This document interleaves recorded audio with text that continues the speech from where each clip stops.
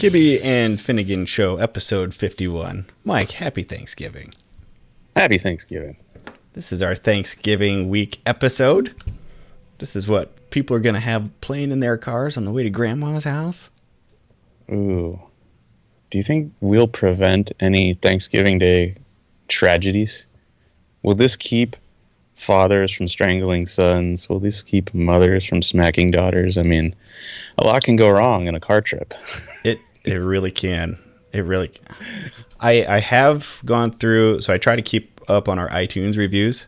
We definitely have a father-son audience going here. And it's fathers our age.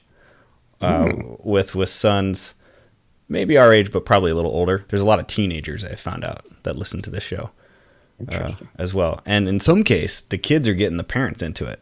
Like several people have said, this is the first podcast I've ever heard in my life ever. I thought they were so stupid. But you guys aren't that bad. Oh, that's great. That's how it happens a lot of times with Roadkill. Is when we do appearances, it's usually parents that are being brought by their children, young children, and the mom and dad will tell me, I didn't even know what this was, but my kids started watching it, and then I started watching it, right? And they bond over it. It's pretty cool. It's how you get hooked on things. I've fallen in love with a lot of stuff that my kids brought to the table. It happens all the time. But yeah, I've been looking forward to this because we're going to review not a Dukes of Hazzard episode, but Planes, Trains, and Automobiles. One of my top 5 movies ever. It's a go-to staple. It's always in my head. I love it. And totally appropriate for this week, Thanksgiving week, when a whole lot of people are trying to get somewhere to eat something next to somebody they hopefully love. Yeah, or maybe they don't. We have a lot of Thanksgiving factoids to discuss today. We're gonna tackle these tough issues about how you deal with people that maybe you don't want to deal with at Thanksgiving. It happens. How do you? Well, that's for later. But the first thing first of all, everybody, welcome here. You can get this show in iTunes. For everybody that went and clicked that button again in iTunes, thank you. iTunes did a refresh, so you got to click the button again to resubscribe. But that's exactly what needed to happen. So if you didn't do that, go do that. iHeartRadio, you can get it. Stitcher, you can get it. Google Play, you can get it. Everything's going great. Here is an iTunes review from Diver Chad. And this shows some proof of the father-son thing, but it also shows like people listen to these not in order. Like sometimes they just start listening now. So this guy is clearly a ways back here. So here's what Diver Chad says. He says, this is another par for the course review, one of the best podcasts I've ever come to, time and time again. This is also the only podcast I have ever listened to successfully. My 15-year-old got me into this, and I'm going to skip forward a little bit. I like the banter. I like the format. I like the Dukes review. It helps that you two are down to earth and easy to listen to. Speaking of that, it's a good thing that Bernie has put together a good show, and I'm glad he's finally get a little compensation. Yeah. And then it kind of goes on and on about that. So that was for Bernie. Happy Thanksgiving. You're appreciated. Does Bernie pick that one out? I don't know. Maybe it is Bernie who wrote it. I don't know. And here's the other one that was kind of funny. Can't get enough of the banter. Sometimes I listen to the Dukes or movie review. Most of the time, though, no. End of review. That was by Does Tide True. I don't know who that is. Either. Okay. Moving forward here, Mike. You went to Roadkill to do some dirt fishing, and I've been waiting, so have at it. It was all I dreamed it could be and more. Was it really? How many cars did you take? We had 8 Roadkill cars there in 2 days. Wow. Which is just barely enough time to film an episode about driving 8 Roadkill cars there. We wrapped, and I got in a car and went straight to the airport. That's how much time it took. And I didn't get to drive every car. So this is it should be our 75th episode of Roadkill, and I'm not sure if that's how the numbering is going to work out. But every 25 episodes, we gather up fan favorites and cars that they've seen over the last 25 episodes, and we shoot them out. And over the last few years, that's happened in a parking lot. We just set up an autocross course, and it's been my dream to take all of these cars back to Dirtfish which is where we filmed General Mayhem originally, the motorhome powered Dodge 68 Charger. I remember. And we did it, and we brought Mayhem, and we set up our own course, and on gravel drifted everything from a 1968 airbagged Datsun mini truck to the Mazda mini truck with the rear engine Oldsmobile Tornado transaxle. How did that go? That must be like drifting a Porsche, kind of, with all the weight. I nearly ran it into a building, actually. Yeah, because that car or that truck is so much fun to drive, and it steps out on you, and you think you have it under control, and all of a sudden it just wants to swap ends, and a lot of times there's no saving it. I did save it. I ran over some bushes, but I nearly hit a building with that car during my lap. And so here's the scenario. We have 8 cars. We're at Dirtfish. It's a 100% gravel rally course through the woods, and going cold, 1 lap in each car.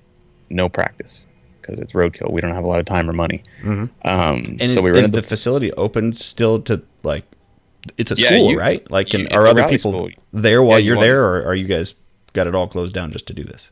No, we can't afford to close the place down. So there's a school happening while we're doing this. We're in one corner of the property, which is massive, and they're in another. Mm-hmm. And they're driving all-wheel drive Subarus, and we're driving, junk. So we had NASCARlo. We had the Hornet, which we just bought last season, which is, the Baja-looking thing with, monster wheels on it. Mm-hmm. We had, what else? La Fonda was there.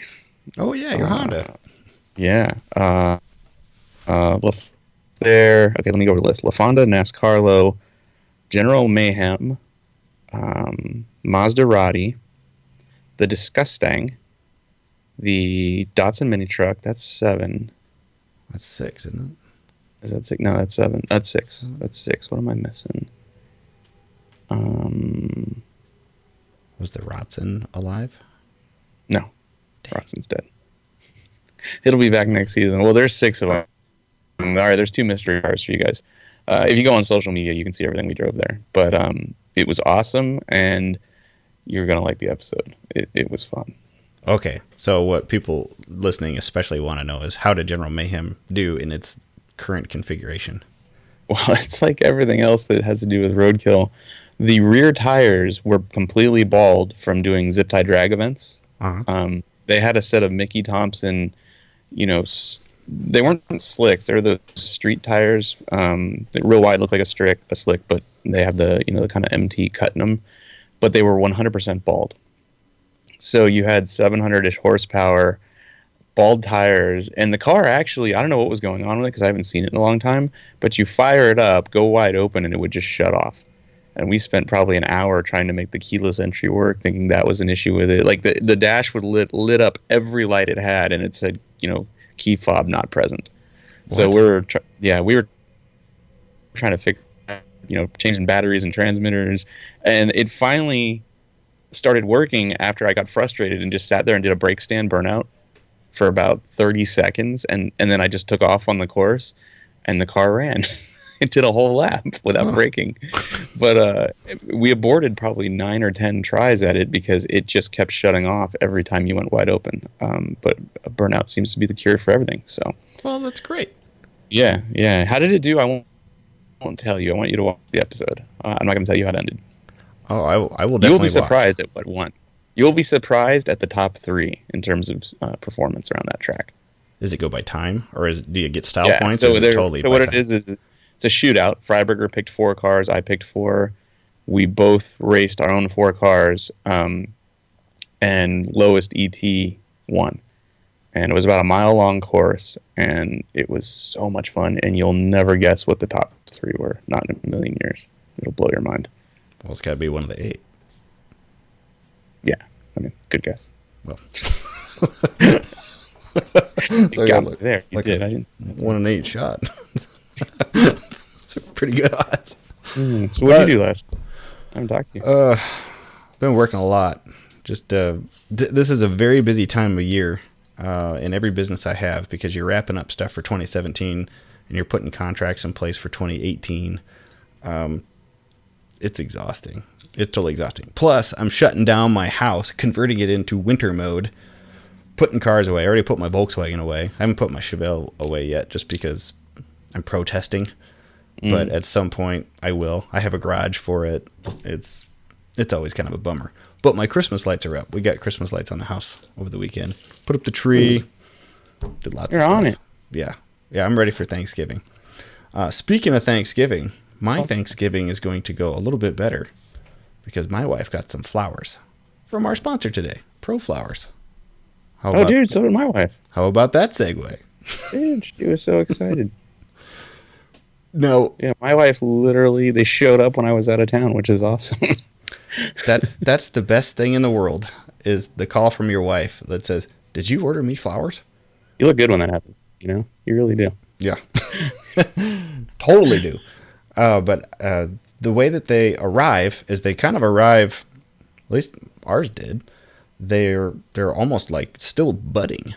So you get like a week's worth of flowerage of them, and you can kind of revive them as they go. But what colors did you guys get? I don't know. The colors we got are kind of like all the colors of the rainbow. I don't pick flowers out. Do you even know names of flowers? I don't even know what they look like. I was just stoked because they're guaranteed to last for 7 days. Which a lot of times, like I'll stroll through the grocery store on my way home from a road trip and come back and buy flowers, and 2 days later they just look like they've been dead for a month. So nice thing about ProFlowers, guaranteed 7 days of your money back. Yep, they went well, and if you want to keep the missus happy for Thanksgiving, that can go well. You can also bring it as a place setting. So we're going to run down some cool things about ProFlowers. They have the perfect gift for anyone excited about fall or the holiday season. A long-lasting bouquet in their favorite fall colors. Their best-selling, Mike, you're never going to guess the best-selling. Would you guess it is the cinnamon cider roses? Oh, dude, can't go wrong with roses. It is. It's the cinnamon cider roses. They're a great option for birthday, anniversary, or any fall occasion. They go with other classics like autumn blooms or dozen or one. You can get 100 autumn blooms, I guess, or a dozen autumn blooms. You can't lose because no matter which bouquet you get, our listeners get 20% off of ProFlowers with our unique code here. And as long as you spend $29 or more, you get 20% off.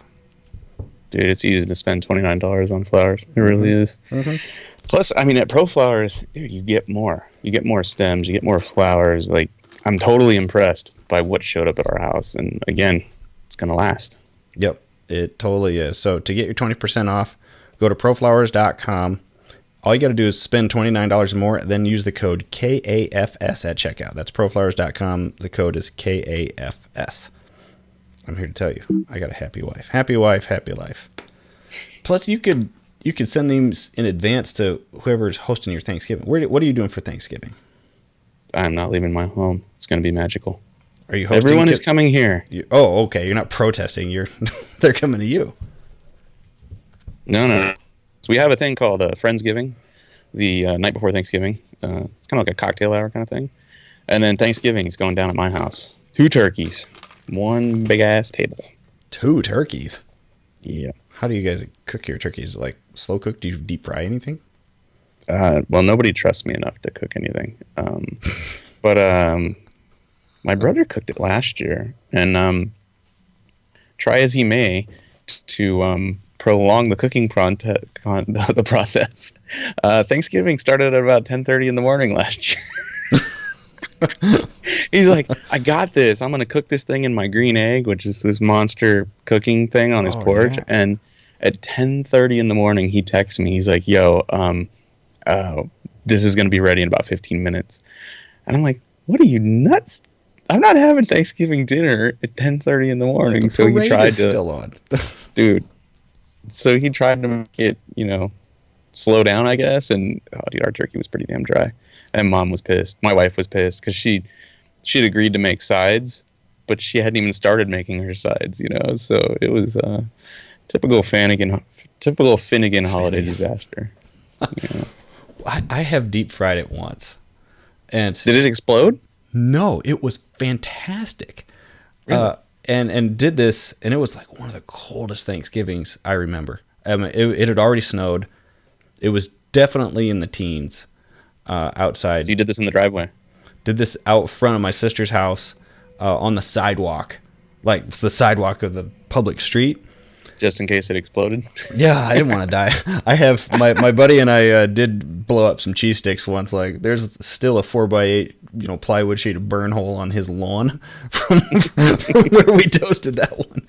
It looks terrible. But this turkey, dude, we bought the kit, from Walmart. It's only like $30, and you hook it up to the same kind of propane tank you put on your grill. And then I don't remember how big the turkey was, but the pot's, 1.5 feet deep by a foot wide. The turkey was delicious. Plus, you stand outside drinking beer while you do it. Yeah, I'll admit, last year my next door neighbor was frying a turkey in his driveway, and part of me was jealous because he and all his relatives were just sitting there drinking beer around this thing, but also part of me kept looking out the window every 20 minutes to see if they were still alive, because I've heard all those stories about you do it wrong, you drop the frozen turkey in, and the thing just explodes in a ball of, hot grease fire all over your faces and melts them like, the end of Raiders of the Lost Ark.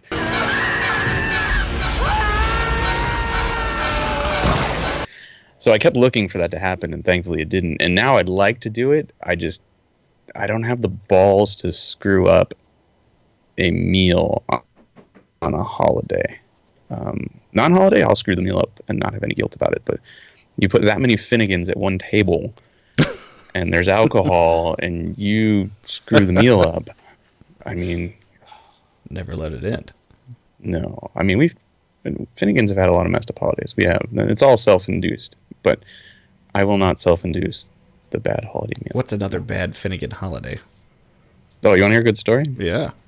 My dad's out of the country when I'm in college. He took a job in Saudi Arabia for a little while. I remember you told me that. Right. My mom was over there with him, right? Well, she comes back for Christmas before he does.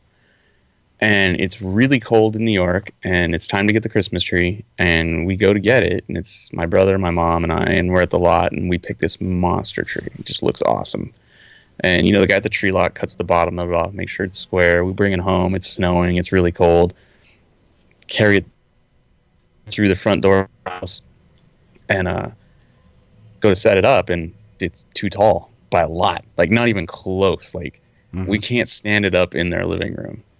And I'm sitting there, and I'm like, we're going to have to drag this thing back out, and it's dropped pine needles everywhere, And my mom's like, well, no, it's cold outside. Just bring the saw in here. All right, Mom, I'm gonna get the chainsaw and bring it in your house. So Dad's not here to say no or inject any common sense into this plan. So I run down to the garage, I bring the chainsaw up, and I cut like 2 feet off the bottom of the tree, and it's still too tall. So then I cut like 3 feet off the top of the tree. Is this like a 2-stroke chainsaw? Yeah, 2-stroke chainsaw.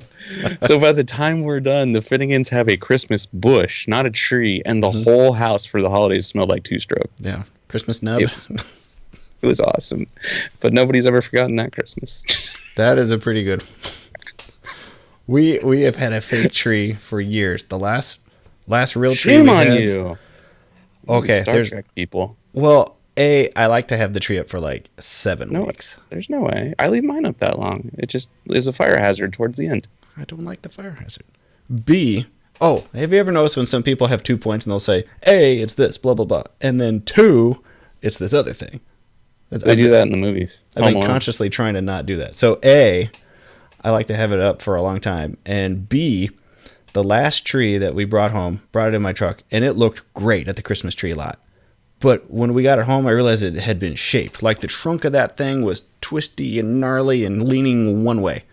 So the cone shape of the tree was fine, but it was all wrong, and I had to trim it to get there. So I'm whacking away with just a handsaw, and I end up cutting through my thumb. Like, not realizing I'm even at the trunk, because it didn't look like I was at the trunk, but there was a lot of blood. There was a lot of cursing. Put it up. It fell down later, decorated, like crushed some ornaments that like my mom had given me, and she had just like passed away that earlier year. So from then on, screw it. I went to Menards and got the $60 tree. Done. If you hadn't brought out the dead mom ornament thing, I would have crapped all over you for trying to rationalize having a fake commercial Christmas tree. I knew that would work, though. You can always Wait, I play am the going to dead crap parent on you. card. There's no good. No. A, be a man, don't cut your thumb off. B, suck it up and put a Band-Aid on it. C, shop better for a tree. This is your fault. And D, no. There. We've had both. We can agree to disagree. Your opinion's wrong. Would you like to do some Thanksgiving facts? Sure. Let's do some Thanksgiving factoids. You know what? We're gonna have 2 segments that require music today. I need to get some more thinking music here. Think about that tree you bought. It's a wonderful tree. The only downside of that thing is that less and less of it survives every year. So every year it's just a little bit less of a tree. But I can't find the thinking music. Here's some Thanksgiving facts. These are real facts. This isn't even jokes. Though many competing claims exist, the most familiar story of the first Thanksgiving took place in Plymouth Colony in present-day Massachusetts in 1621. More than 200 years later, President Abraham Lincoln declared the final Thanksgiving in November as a national day of Thanksgiving. Congress made Thanksgiving Day an official holiday in 1941. World War II. Interesting. Sarah Josepha Hale, the enormously influential magazine editor and author who waged a tireless campaign to make Thanksgiving a national holiday in the mid-19th century, was also the author of a classic nursery rhyme, Mary Had a Little Lamb. She kept writing letters to Abraham Lincoln until he finally did it. He just made it Thanksgiving. The first Thanksgiving was actually a 3-day celebration, and it is not known if we actually had turkey. It may have been swan. William Bradford organized the feast, and the Wampanoag in Native American guests came. Let's see here. Today, there's a special part of Plymouth, Massachusetts that looks just like it did at the first Thanksgiving in the 17th century. How about that? Well, all right. Well, all right. Okay, now that we've got through the real stuff, let's get to the fun stuff. So I need to find that stupid clip here. There we go. Okay, this is our brand new segment. Thanksgiving etiquette or not. I'm going to state an etiquette fact for your Thanksgiving meal, and you are going to give the true or false. All right. Okay. Here's the first one. Pretty easy one, but a good one to start on. Always arrive on time, and if you'll be late, let the host know. True or false? Finnegan's are late for everything. Sure, let's go. True. You're right. That's what most etiquette people say. Bringing the host or hostess a gift of non-food, beverage, or flowers is perfectly acceptable in Thanksgiving manners. True. True. Bring a bottle. Bring a bottle? You can call ProFlowers. There. You could bring flowers. You could. Not to distract you, but that's a 6-wheeled Suzuki Samurai. How much is it?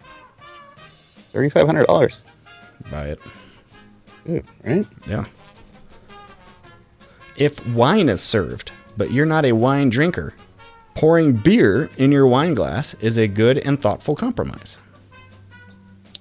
Now, I believe the correct answer is Boone's Farm Strawberry Hill. True. It is Boone's Farm Strawberry Hill. It says a wine product right on the bottle. Mm-hmm.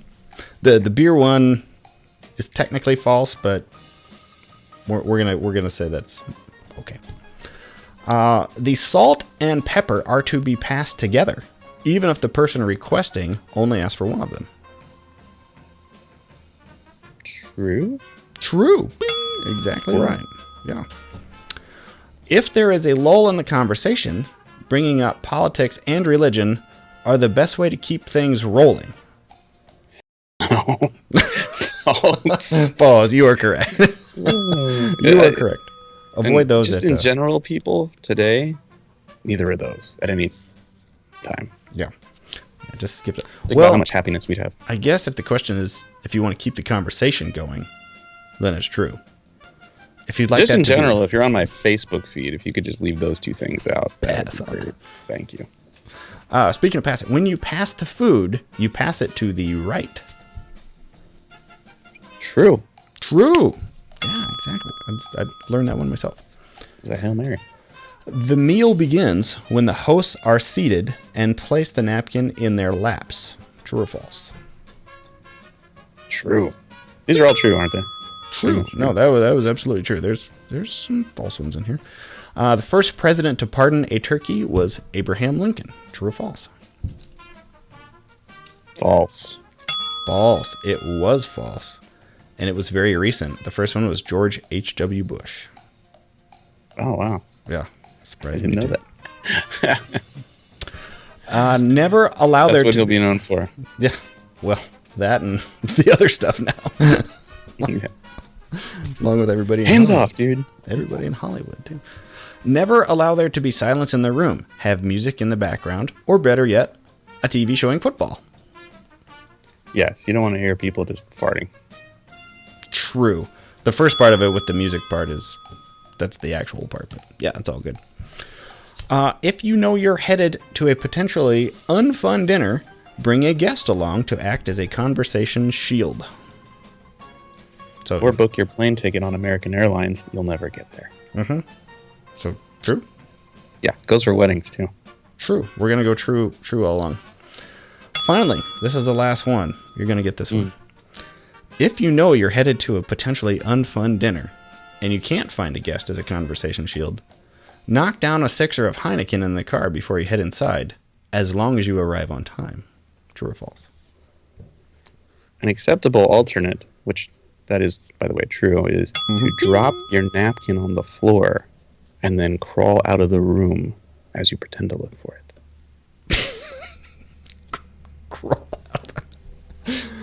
Thus concludes our advice on Thanksgiving etiquette. Crawl them out. We win. It is time to get to the Planes, Trains, and Automobiles segment and review. And I have been waiting for this for years. Did you watch this movie, Mike? Word. Okay. Are you excited about this movie? Oh, yeah. This movie was written, directed, and produced by John Hughes. It was released on November 25th, 1987, and stars Steve Martin and John Candy. Mike, what is your summary review of the greatest Thanksgiving movie ever made? Planes, Trains, and Automobiles. Well, Rob, this will not be a movie review. This will be a celebration of offbeat comedic genius. Allow me to begin with a short list of things which do not suck. Home Alone, National Lampoon's Christmas Vacation, Uncle Buck, The Great Outdoors, She's Having a Baby, Planes, Trains, and Automobiles, Some Kind of Wonderful, Ferris Bueller's Day Off, Pretty in Pink, Weird Science, National Lampoon's European Vacation, The Breakfast Club, Mr. Mom, 16 Candles, Savage Islands. These were all either written or directed by my man, John Hughes, featuring comedic heavyweights. Lots of them. And if you cannot laugh during any of these flicks, and especially Planes, Trains, and Automobiles, then you have no soul and are likely a ginger. Okay? Now, I have been on some horrendous, soul-crushing, faith-stealing road trips from hell. You have. But what Neil... You make a living at that. Definitely. Yeah.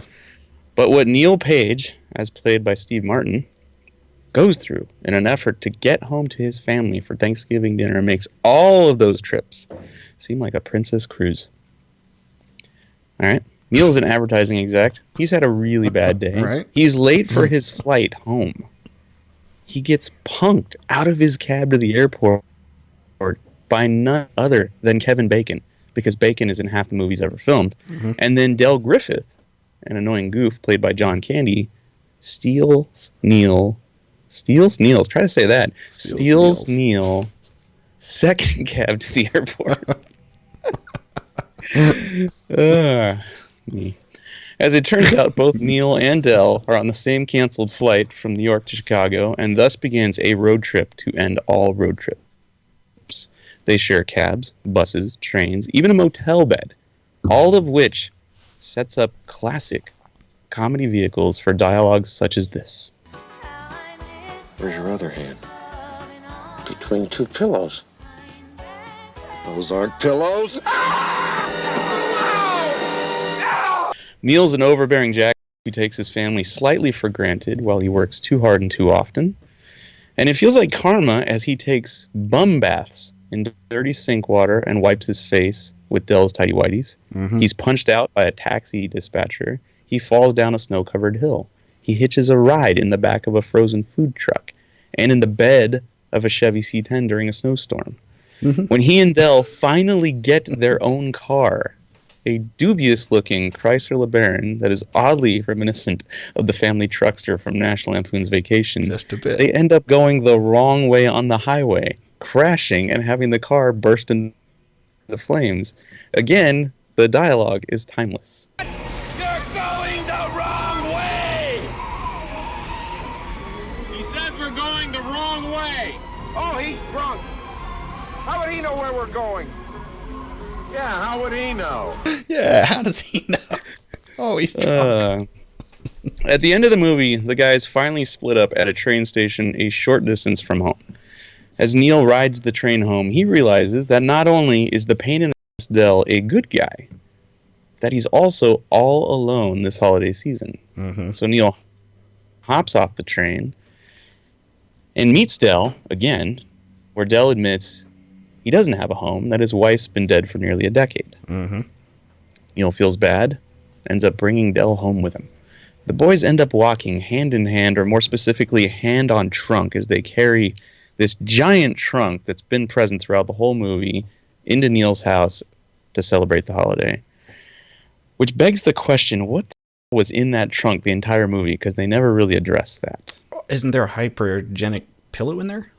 I don't know. There is. That's the only thing I remember seeing come out of it is the hypergenic pillow. Okay. All right. Now I know. I totally missed that all these years. So here's some bonus stuff for you. Uh-huh. All right.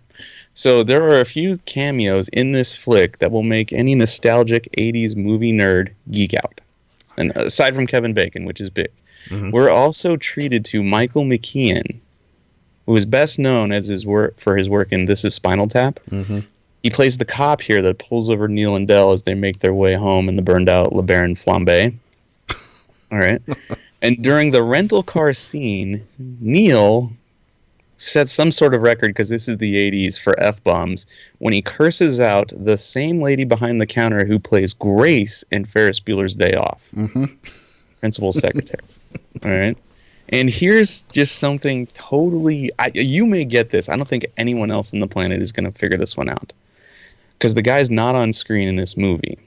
But when Neil is dropped off by the bus in the rental car parking lot, as he's walking to find his car, you hear the bus driver's voice. And I don't know what he says, but it is the same voice of the brother in the bar scene from Weird Science. And the bar scene is where Anthony Michael Hall says, "Well, my nuts are halfway up my ass, but other than that, I'm perfect." It is the same brother. Go back and watch the other movie. Is it really? It's what he says in this one is, "It's a white Lincoln Town car, spot V5," or whatever it is. So same dude. And how are all of these people connected? Everybody but Bacon. They are all connected because John Hughes used a lot of the same people in all of his movies. He even used the same composer. If you pay attention to the music in Planes, Trains, and Automobiles, it is really similar to Ferris Bueller's Day Off, because it's the same composer, Ira Newborn. Is it really? Wow, cool. Yep. Yeah. That's cool. So anyway, that's my half review. I love this movie, and if you at all like Planes, Trains, and Automobiles, pick any one of those other movies from the list I started with at the beginning, because they're hysterical. And one more funny thing, on the last flight I took, I watched Brockmire, which stars Hank Azaria. Oh, it was on It was on Delta, so I don't know where you find it, but it's hysterical and disturbing. Yeah, he plays a sportscaster trying to make a comeback, and I won't tell you anything else, but it's hysterical. Oh, I'll check that out. I like Hank Azaria a lot. Yeah, he's funny. How many turkey drumsticks do you give this one? Oh, God, I forgot all about that part. This is not my favorite of the Hughes movies. but it's up there. I'll give it an 8. Give it an 8. Solid 8. Turkey gravy covered drumsticks. Excellent review. Lots of effort in there. A little bit of mashed potatoes stuck to the side of the drumstick because that's what happens. Mm-hmm. It makes it good. So, a little bit of money trivia. So, when this released in 1987, it had a $30 million budget. It did $49.5 million at the box office. So, a success. That's about $105 million today. I tried to go look up and see how it compared to other Thanksgiving, like big Thanksgiving movie releases. But the problem is you go up against like Star Wars or something. There really aren't other Thanksgiving movies to compare it to. So there's not a lot of Thanksgiving movies. There really aren't. Yeah, there really aren't. I went looking for more to compare it to. I got nowhere. But $105 million today is what this thing would bring. A good comparison would be Charlie Brown's Thanksgiving special. I'd like to see how they compared. They both have had long runs. Yeah. Still very good there. This entire story was inspired by a real-life experience that John Hughes had. He had a very bad trip trying to get home one, I think, Thanksgiving, and ended up on a plane, a train, and an automobile to get there. Like all of his movies, though, home base is Chicago. So he's trying to get home to Chicago. I looked it up. I don't know how long the flight from New York to Wichita is, but if you drive from Wichita to St. Louis to Chicago, it's 740 miles. So, you know, I've driven a lot. You've driven a lot. I mean, you can knock that out pretty easy in a day if you got a car. Mm-hmm. You know. Oh yeah. That's 10 hours. That's not too bad at all. But I don't want to screw up the movie with this. I read once that John Candy had said that when he read this script, it was the most perfect role ever made for him. He thought it was amazing. Kevin Bacon is in the movie, and he's in the movie twice.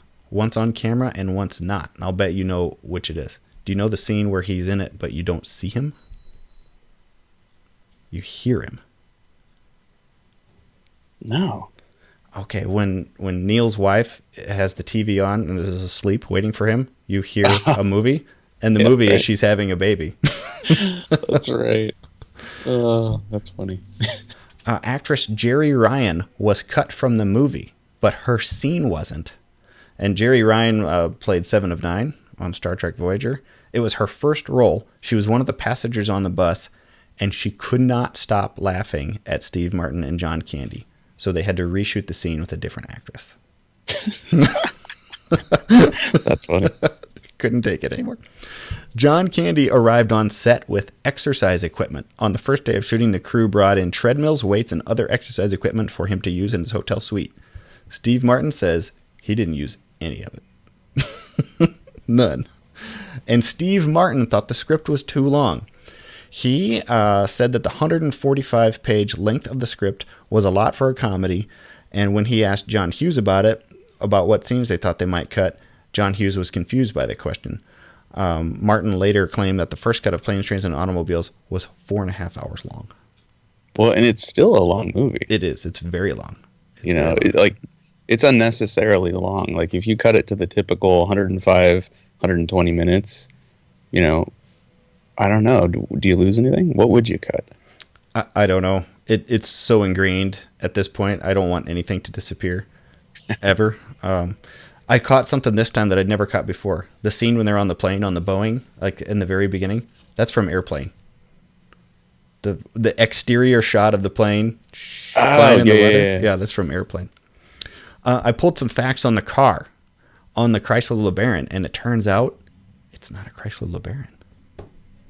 Oh, it sure looks like one. It is, in fact, its cousin, a Dodge 600 convertible, modified with LeBaron grille, headlights, and taillights, and faux wood trim. And the enormous wire wheel covers were a joke, but the Dodge 600, I don't know why. Chrysler wanted nothing to do with this movie. They insisted that all semblance of anything with the Chrysler logo be removed. But I think there's still a couple in there. I think there's one on the steering wheel. I think at some point you see the owner's manual in the glove box. But the name of the car in the movie is the, it's the Grand Detroit Farm and Country Edition. You think you hate it now. What are you driving? What do you drive? The color was chosen by John Hughes himself. It is the family truckster color, that green. It's unlikely anybody in their right mind would make a green car with red interior. It would be crazy. It was the 80s. It was the 80s. It says there's a little trivia of somebody who tracks these cars. It says, at one time during the building of the cars used in the movie, the studio owned all of the wood siding that Chrysler had in their parts inventory. Almost all of the parts were purchased from Claude Short Dodge in Santa Monica, California. Only one of the cars survived the filming and was repainted a cream color, and then as of 2009 was still in Los Angeles. Would you like Not exactly a collector's item. Man, such a weird car, but I loved this movie. I still love this movie. The problem with this movie is that there's so long of setup, but it's so funny. There is like one clip that explains John Candy super well. I don't even think that they talk in it, but I'm just gonna play the little opener of it. This is like when they have to spend their night together in the hotel room, but while they're trying to fall asleep.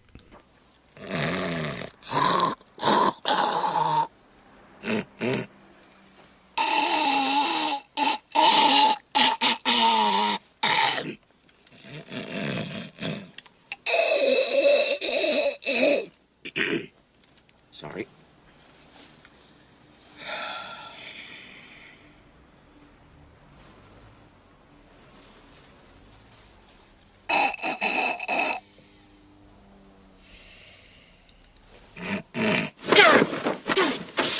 Okay. Of all your roadkill trips, do you share a room or do you get your own room?